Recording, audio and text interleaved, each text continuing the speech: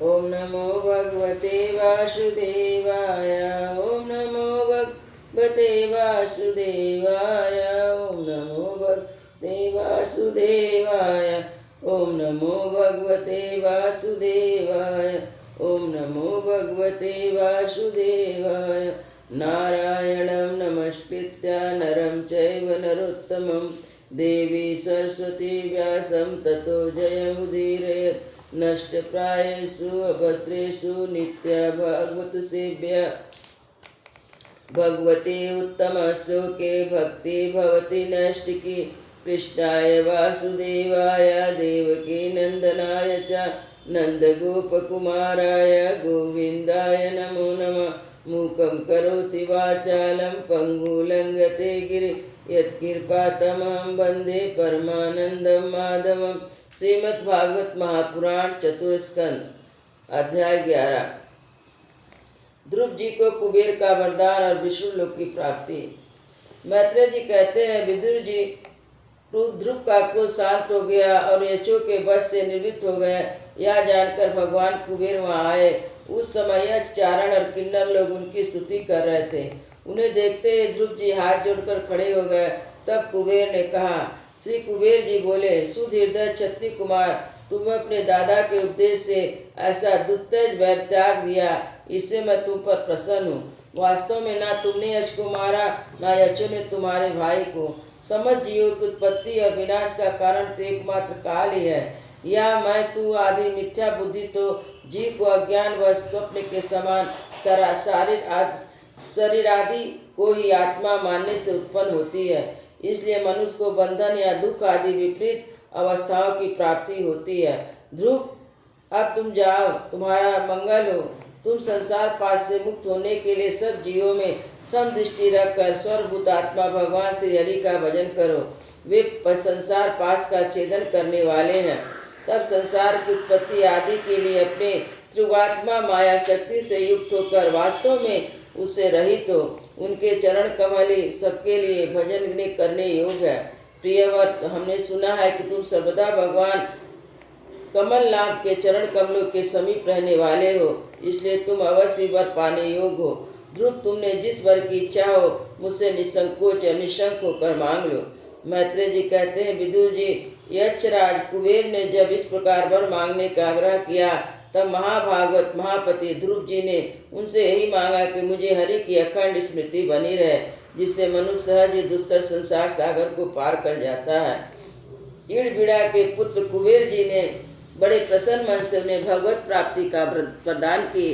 फिर उनके देखते देखते वे अंतर ध्यान हो गए। इसके पश्चात ध्रुव जी अपनी राजधानी को लौट आए। वहाँ रहते हुए उन्होंने बड़ी बड़ी दक्षिणा वाले यज्ञों से भगवान यज्ञ पुरुष की आराधना की। भगवान की द्रव्य क्रिया और देवता संबंधित समस्त कर्म उनके फल तथा कर्म फल के दाता भी हैं। सर्वादि शून्य सर्वात्मा श्री अच्युत में प्रबल योग युक्त भक्ति भाव रखते हुए ध्रुव जी अपने में और समस्त प्राणियों में सर्वव्यापक श्री हरि को ही विराजमान देखने लगे। ध्रुव जी बड़े ही शील संपन्न ब्राह्मण भक्त, दीन वत्सल, धर्म मर्यादा के रक्षक थे। उनकी प्रजा उन्हें साक्षात पिता के समान मानती थी। इस प्रकार तरह तरह के ईश्वर भोग से पुण्य का और भोगों के त्याग, पुण्य यज्ञ आदि कर्मों के अनुष्ठान से पाप का क्षय करते हुए उन्हें 36,000 वर्ष तक पृथ्वी पर शासन किया। जितेंद्रिय महात्मा ध्रुव ने इस तरह अर्थ, धर्म और काम के संपादन में बहुत से वर्ष बिताकर अपने पुत्र उत्कल को राज सिंहासन सौंप दिया। इस संपूर्ण दृश्य प्रपंच को अविद्या रहित स्वप्न और गंधर्व नगर के समान माया से अपने में यह कल्पित मानकर, यह समझकर कि शरीर, स्त्री, पुत्र, मित्र, सेना, भरा पूरा खजाना, जानने महल, सुरम्य विहार भूमि और समुद्र प्रयाण भूमंडल का राज सभी काल के गाल में पड़े हैं। वे बद्रिकाश्रम को चले गए।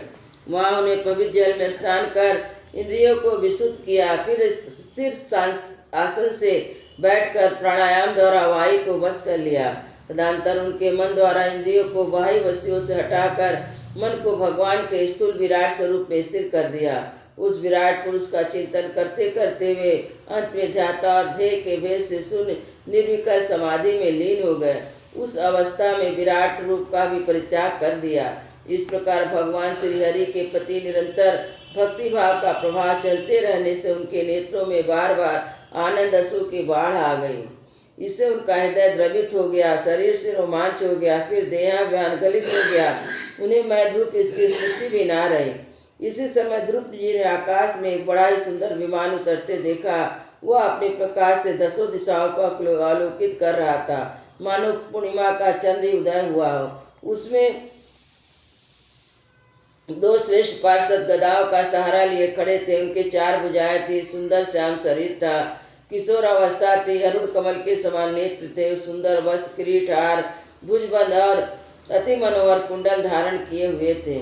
उन्हें पुनः श्लोक श्री हरि के सेवक जानकर ध्रुव जी घबराहट में पूजा आदि का क्रम भूलकर सहसा खड़े हो गए और भगवान के पार्षदों में प्रधान है ऐसा समझकर उन्हें मधुसूदन के नामों का कीर्तन करते हुए उन्हें हाथ जोड़कर प्रणाम किया। ध्रुव जी का मन भगवान के चरण कमलों में तल्लीन हो गया। उन्हें हाथ जोड़कर बड़ी नम्रता से सिर नीचा किए खड़े थे। तब से हरि के प्रिय पार्षद सुनंद और नंद ने उनके पास आकर मुस्कुराते हुए कहा। सुनंद और नंद कहने लगे, राजन आपका कल्याण हो, आप सावधान होकर हमारी बात सुनिए। आपने 5 वर्ष की अवस्था में तपस्या करके सर्वेश्वर भगवान को प्रसन्न कर लिया था। अब उन्हें निखिला जगत नियंता सांख पाणी भगवान विष्णु के सेवक हैं। आपको भगवान के धाम में ले जाने के लिए आए हैं। आपने अपनी भक्ति के प्रभाव से विष्णु लोक पर अधिकार कर लिया। औरों के लिए बड़ा दुर्लभ है। परम ज्ञानी सप्तर्षि भी वहाँ नहीं जा सकते। वे नीचे से लोक से उन्हें देखते रहते हैं। सूर्य और चंद्रमा आदि ग्रह नक्षत्र तारागण भी जिसकी प्रदक्षिणा किया करते हैं। चलिए आप उसी विष्णु धाम में निवास कीजिए। प्रियवर, आज तक आपके पूर्व तथा कोई भी उस पद पर नहीं पहुंच सके। भगवान विष्णु का परम धाम और संसार का बंधनीय है, सारे संसार का बंधनीय है। आप वहाँ चलकर विराजमान हो। आयुष्मान या श्रेष्ठ विमान पुरस लोक शिखामणि श्री हरि ने आपके लिए भेजा है। आप इस पर चढ़ने योग्य हैं। श्री मैत्रेय जी कहते हैं, भगवान के प्रमुख पार्षदों के अमृतमय वचन सुनकर परम भागवत ध्रुव जी ने स्नान किया। फिर संध्या बंदन आदि नित्य क्रम से निमित्त होकर मांगलिक अलंकार से धारण किए और बद्रिकाश्रम रहने वाले मुनियों को प्रणाम करके उनसे आशीर्वाद लिया। इसके बाद विशेष विमान की पूजा और प्रदक्षिणा की और पार्षदों को प्रणाम कर स्वर्ण के समान कांतिमय दीप रूप धारण कर उस पर चढ़े हुए। इतने में ध्रुव जी ने देखा कि काल मूर्ति होकर उसके सामने खड़ा है। तब मृत्यु के सिर पर पैर रखकर उस समय अद्भुत विमान पर चढ़ गए। उस समय आकाश में दुदुम्बी, मृदंग, ढोल आदि बाजे बजने लगे। शेष गंधर्व गान करने लगे, फूलों की वर्षा होने लगी। विमान पर बैठकर ध्रुव जी ज्यों ही भगवान के धाम को जाने के लिए तैयार हुए, त्यों उन्हें अपनी माता सुनीता का स्मरण हो आया। वे सोचने लगे, क्या मैं बेचारी माता को छोड़कर अकेले ही दुर्लभ वैकुंठ लोक को जाऊंगा। नंद और सुनंद ने ध्रुव के हृदय की बात जानकर उन्हें दिखलाया कि देवी सुनीति आगे आगे दूसरे विमान में जा रही हैं। उन्हें क्रमशः सूर्य आदि सभी ग्रह देखे। मार्ग में जहाँ जहाँ विमान पर बैठे हुए देवता उनकी प्रशंसा करते हुए फूलों की वर्षा करते जाते थे। उस दिव्य विमान पर बैठकर ध्रुव जी त्रिलोक की पार कर सप्तर्षियों के मंडल से भी ऊपर भगवान विष्णु के नित्य धाम में पहुँचे। इस प्रकार उन्होंने अविचल गति प्राप्त की। यह दिव्य धाम अपने ही प्रकाश से प्रकाशित है। इसी के प्रकाश से तीनों लोक प्रकाशित है। इसमें जीवों पर निर्दयता करने वाले पुरुष नहीं जा सकते। यहाँ तक उन्हीं की पहुँच होती जो दिन रात प्राणियों के कल्याण के लिए शुभ कर्म करते रहते हैं, जो शांत समदर्शी शुद्ध और सब प्राणियों को प्रसन्न करने वाले हैं तथा भगवत भक्तों को अपना एकमात्र सच्चा शुभ मानते हैं। ऐसे लोग सुगमता से इस भगवत धाम को प्राप्त कर लेते हैं। इस प्रकार उत्तानपाद के पुत्र भगवत परायण ध्रुव जी ने तीनों लोकों के ऊपर उसकी निर्मल चूड़ामणि के समान विराजमान हुए। कुरुनंदन जिस प्रकार दाएं चलाने के बाद खम्भे के चारों ओर बैल घूमते, उसी प्रकार गंभीर वेग वाले ज्योतिष चक्र उस अविनाशी लोक के आश्रय ही निरंतर घूमता रहता है।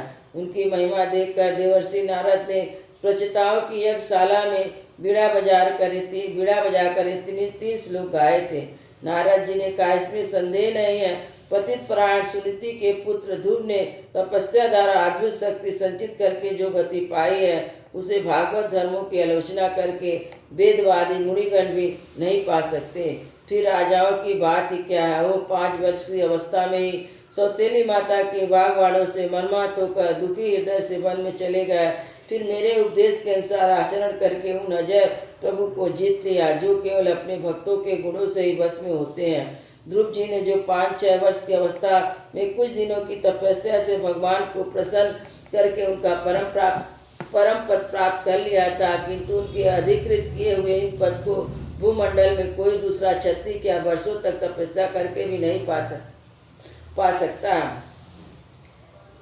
श्री मैत्रेय जी कहते हैं, विदुर जी, तुमने मुझसे उदार कीर्ति ध्रुव जी के चरित्र के विषय में पूछा था, सो मैंने तुम्हें वह पूरा सुना दिया। साधु जन इस चरित्र को बड़ी प्रशंसा करते हैं। यह धन या आयु की वृद्धि करने वाला परम प्रवृत्त अत्यंत मंगलमय है। इससे स्वर्ग और अविनाशी पद भी प्राप्त हो सकता है। यह देवत की प्राप्ति कराने वाला बड़ा प्रशंसनीय और समस्त पापों का नाश करने वाला है। भगवत भक्त ध्रुव के इस पवित्र चरित्र को जो श्रद्धापूर्वक बार बार सुनते हैं, उन्हें भगवान की प्राप्ति होती है। इससे उनके सभी दुखों का नाश हो जाता है। इसके श्रवण करने से शील आदि गुणों की प्राप्ति होती है। जो महत्व चाहते हैं उन्हें महत्व की प्राप्ति कराने वाला स्थान मिलता है। जो तेज चाहते हैं उन्हें तेज प्राप्त होता है, और जो मनस्वी का मान बढ़ाता है। पवित्र कीर्ति ध्रुव के इस महान चरित्र का प्रातः और सायंकाल ब्राह्मण आदि दुजातियों के समाज में एकाग्रचित्त से कीर्तन करना चाहिए। भगवान के परम पवित्र चरणों की शरण में रहने वाले जो पुरुष इस निष्काम भाव से पूर्णिमा, अमावस्या, द्वादशी, श्रवण नक्षत्र, तिथि, व्यतिपात, संक्रांति अथवा रविवार के दिन श्रद्धालु पुरुष को सुनाता है, वह स्वयं अपने आत्मा में ही संतुष्ट रहने लगता है और सिद्ध हो जाता है। यह साक्षात भगवती विषय अमृतमय ज्ञान है। जो लोग भगवान